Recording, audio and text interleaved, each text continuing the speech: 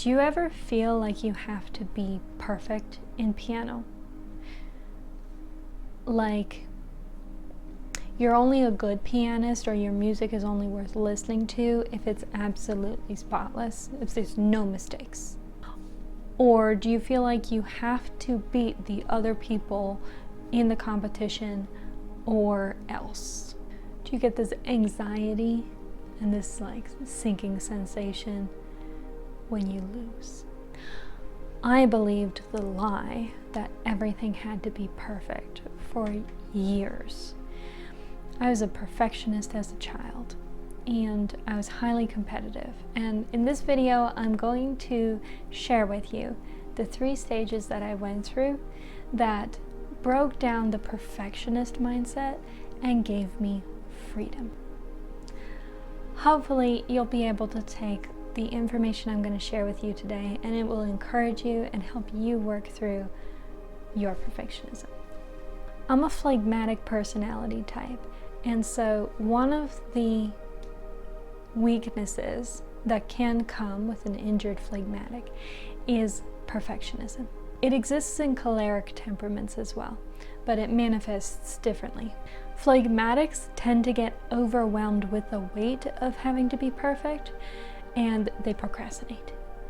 And then cholerics tend to be striving forward, always pressing in and trying to achieve that perfect goal. When I was a kid, I had drive. I wanted to be the best and beat everybody. And I was like a straight A student, and I was homeschooled, and I had lots of time on my hands. So usually I was able to prepare for piano festivals and score first place. And my world came crashing down at 10 years old after I had won like 3 festivals with first place. And then I went to a festival and I got 2nd place. And that sounds ridiculous now, because as an adult, I have more perspective in the world. I know that there are tiers and tiers and tiers, layers of people who had different experience in piano. As I wrote down my ideas for this video, I realized that at the time,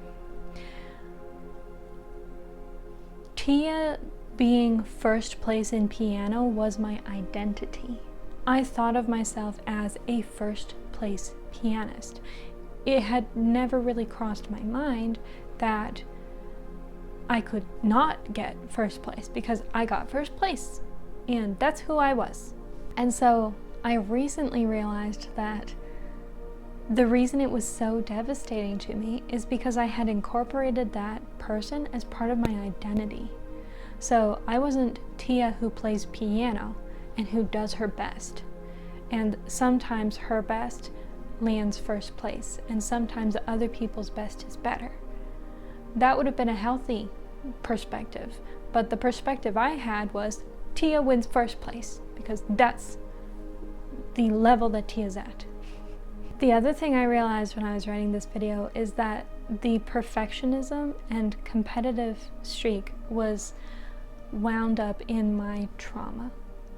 And this played itself out in different areas of my life. The most memorable was when I was a little kid, I cheated a lot in card games. So eventually my mom figured out, oh, she's winning all the time, and there's no way she's winning all the time. She must be cheating. And so she confronted me about it, and she was like, well, if you're cheating, you don't get to play card games. So there was a whole like year or so where I wasn't allowed to play cards with anybody because I was a cheater.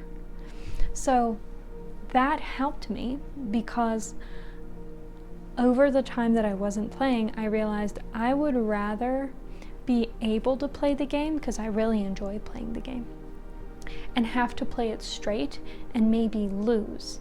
I would rather play straight and lose but be able to participate than cheat and win and not be able to participate. So thank you, Mama, for healing my trauma.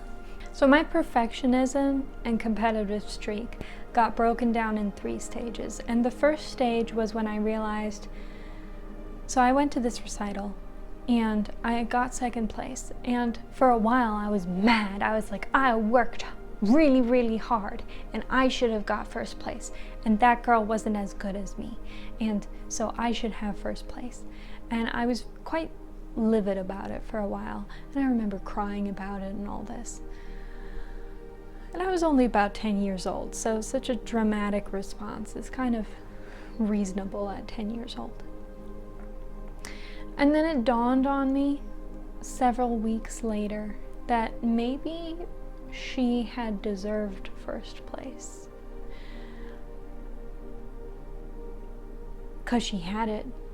She had the proof that she had done better than I had. And maybe it wasn't that something was unfair. Maybe she was just better than me. And that stings. It stings when you realize that other people, that you're not as good as other people. It can sting. I don't know if it does for everybody, but it did sting. At some point, you have to realize that there is always a bigger fish. There's always someone with better circumstances, better opportunities, more time to practice, more natural talent, or has a special gifting. And you're going to have all of these advantages over other people as well. Life isn't fair, and time, resources, and skills have been distributed among people differently. And that's okay. The important part is that we do the best with what we have. The main problem that I had to work through for this first stage of becoming not a perfectionist was that I had to separate myself from my accomplishment, my identity from winning. So I had to move from Tia is the best to Tia is doing her best. And her best has got to be good enough. And sometimes her best is going to be better than everybody else's best, and sometimes her best is going to not be better than everybody else's best. But Tia's best is always getting better because I was always practicing piano, so I was always improving. So I became okay if I wasn't as good as everybody else, as long as I had given it my best. Competition wasn't necessarily the thing that was unhealthy. The thing that was unhealthy for me was basing my identity on other people and my skills in comparison to them. The thing that was unhealthy for me was basing my identity on outcomes instead of on the work that I do. Wanting to produce good quality results is healthy for me. Wanting to do my best is healthy for me. The next stage that I went through took others out of the equation, because once I was no longer concerned about comparing myself to others, and I wasn't basing my identity off me compared to other people. What happens when you move out of comparing yourself to other people is you start comparing yourself to you. So this next stage for me, I was taking my level 4 exam, and I scored 86%. And I was mad about it. I was so disappointed. 86 is a pretty good score, so let me give you context. So I'm a straight A student, and I like to pass as close to 100 as possible. And so when I was homeschooled, if I passed a test and I didn't pass with a very good mark, I would restudy the material so that I could be sure that I understood what I had learned. And then I would take the test again, and if I was in the 90s or higher, I was happy. So for me, an 86 was like, that's terrible. I need to do it again. But then my teacher gave me the context that RCM grades very tightly. And so an 86 is actually a very, very good score. And it's like second tier. So to get distinction, I would have to basically double the amount that I was practicing, double the amount of time and effort that I was putting in. And this 86 at first class honors with distinction, at first class honors, was very, very good.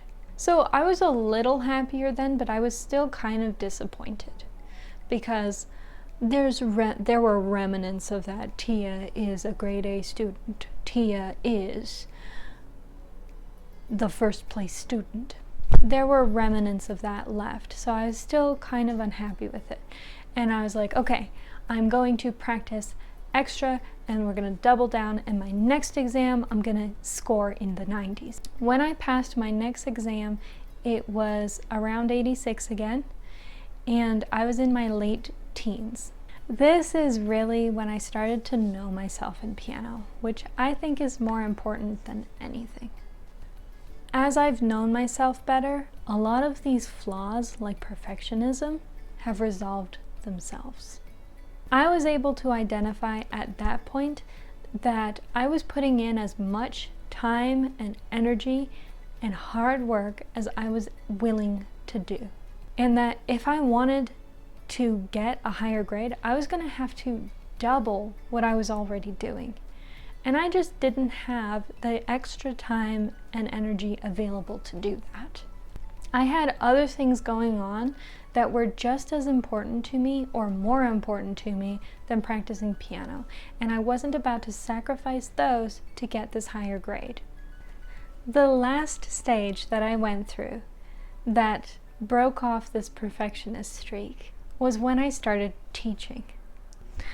I learned from teaching that most people don't want to sacrifice the majority of their life to play piano to be perfect either. Some people get enjoyment out of attaining their higher grades in piano.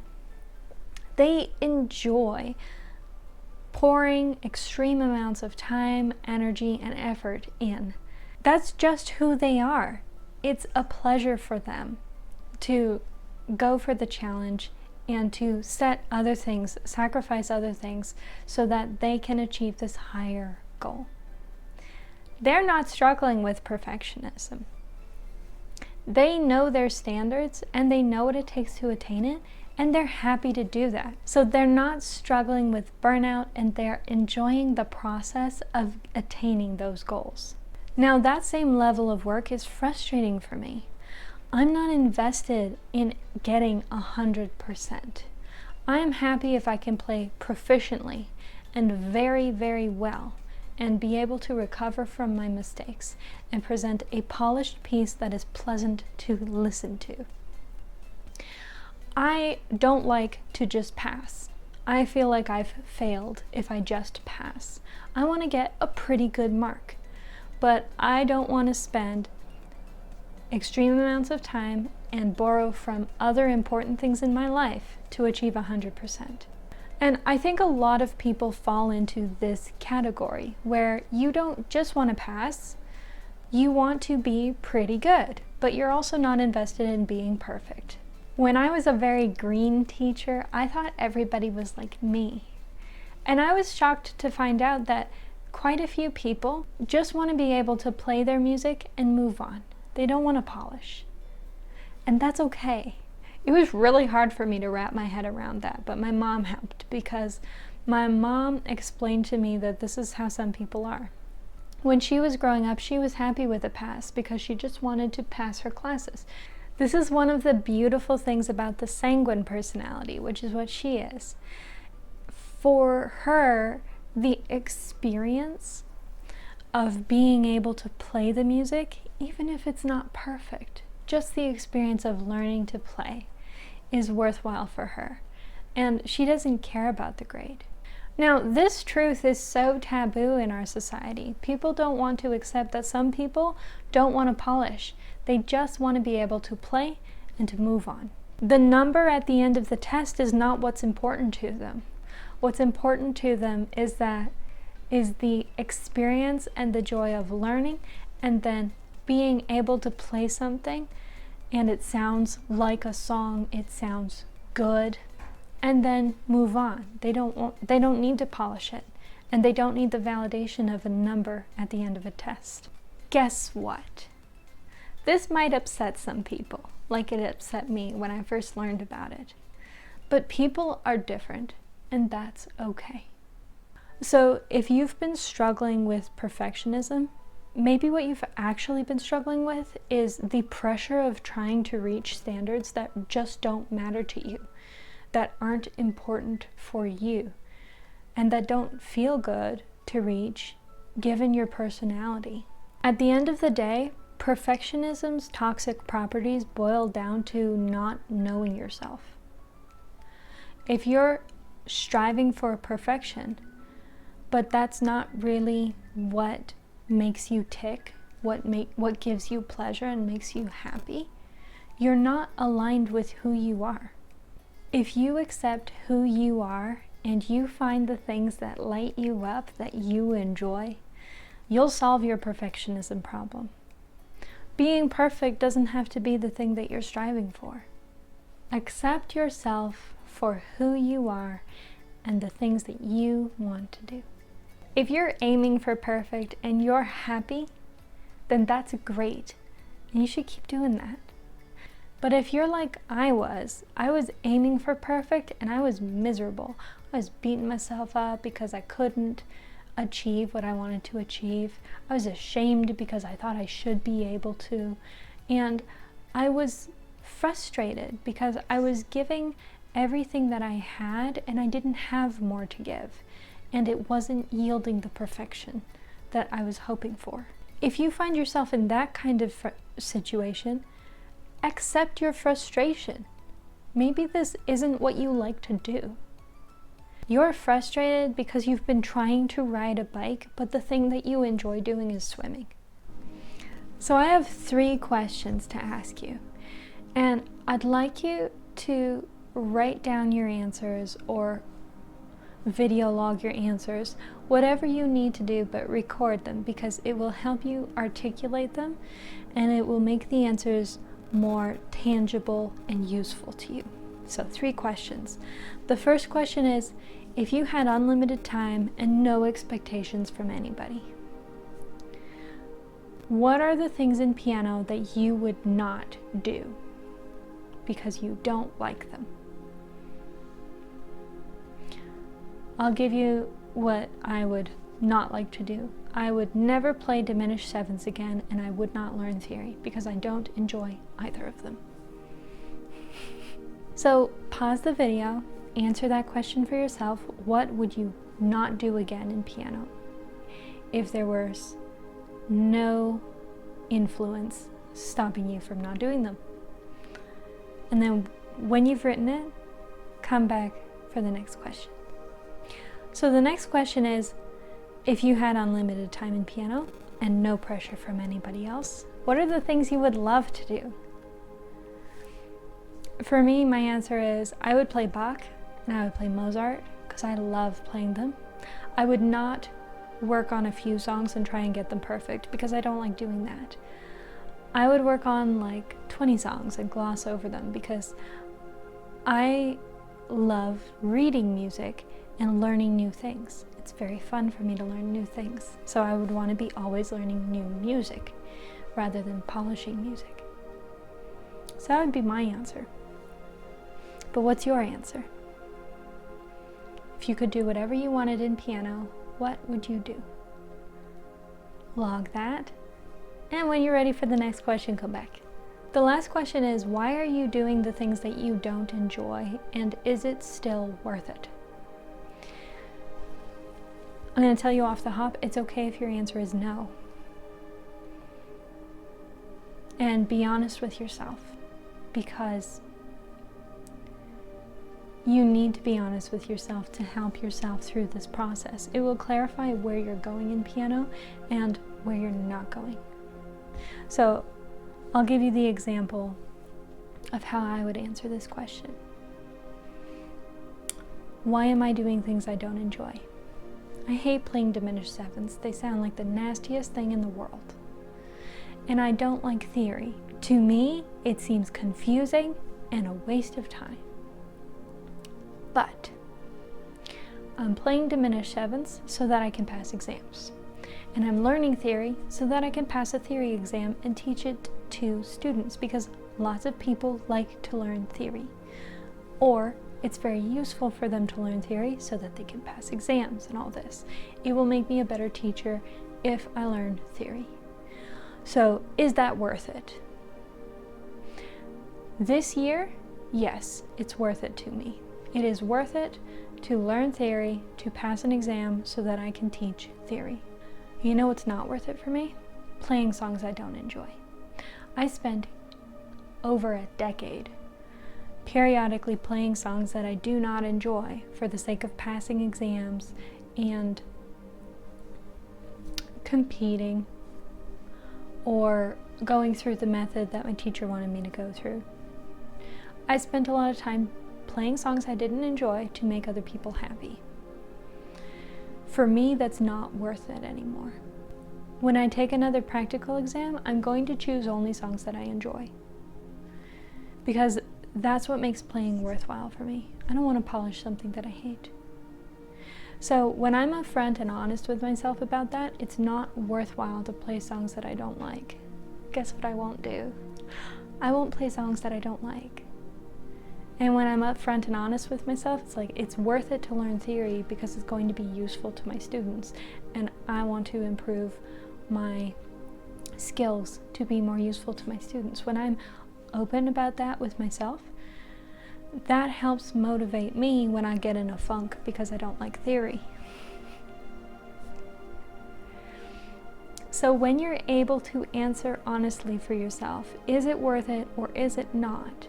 And you're not lying to yourself, you're going to make changes for your piano journey that are beneficial for you, that make piano feel good. And that's what I want for you. I get sad when I hear people say, I used to love piano, but then I started hating it, and I don't play anymore. Because I've experienced living without piano. I took a 3-year break when I was a teenager. And when I came back to it, it felt like there had been a hole in my heart that I didn't even know was there. And when I started playing again, that filled right up. I think it's a beautiful expression of yourself when you play music. And I think it's a beautiful way to invest in yourself as a person, is to play music. So the thing that I want for you is for you to continue to love piano, and for that love to grow and bloom. And I want you to go in the direction that's good for you. Some people like to write music, but then they don't write music because they have to do this other stuff. And some people, I like to play songs I enjoy. I'm not going to be able to play songs I enjoy if I continue to play songs I hate. Because you have to sacrifice one time and energy investment to put time and energy into something else. So I hope that you answer those questions for yourself, and I hope that you're honest with yourself so that your love for your instrument can continue to grow and thrive. Thank you for joining me for this video. I hope that you found it encouraging and valuable. If you have, leave a like. If you have any feedback or you want to tell me about your answers to those questions, if you want to keep them to yourself, that's good. But if you want to share, leave a comment. If you want to share the video with someone else that you think it would encourage, please do that. And if you would like more, subscribe.